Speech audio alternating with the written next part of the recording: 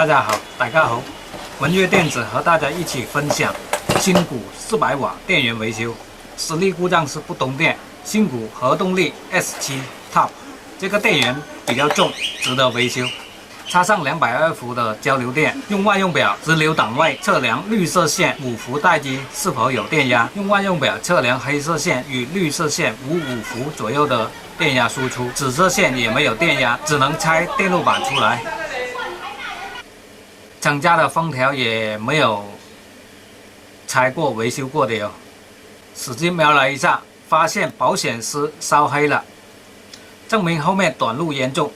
特写一下保险丝给大家看看，烧黑了，炸断了，一般都是后级有严重短路，要找出原因，仔细零件排查，发现蓝色的2个大电容，发现上面这蓝色的电容顶部鼓起来了，现在拆出来了，估计是这个电容失效引起的。继续排查短路，测量大功率3极管。发现短路了，测量右边这个也短路了。现在拆下2个管子下来，注意要连散热铝板一起拆才方便。拆出来了再测一次，也是一样，每2个角都短路了，电容量失效导致电压不平衡烧管的。经过测量，别的电路是好的，更换了电容保险丝。由于没有这个13009这个大功率的3极管，用了2个小功率的13009代换。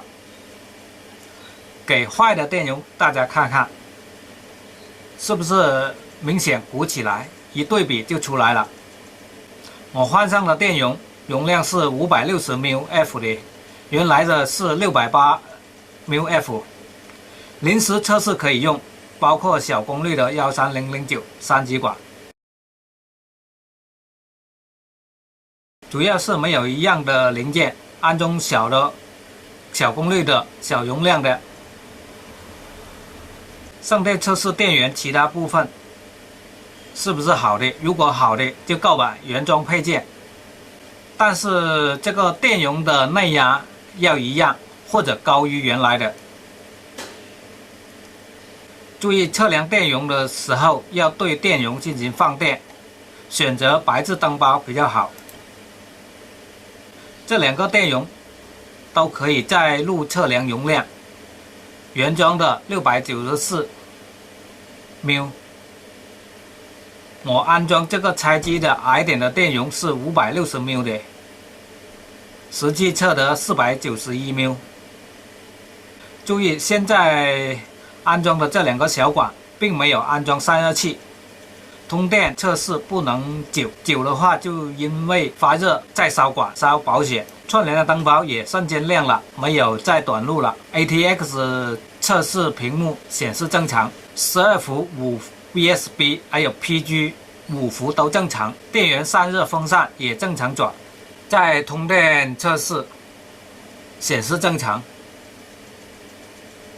这个电源就算维修成功了，等购买原装的配件安装上即可。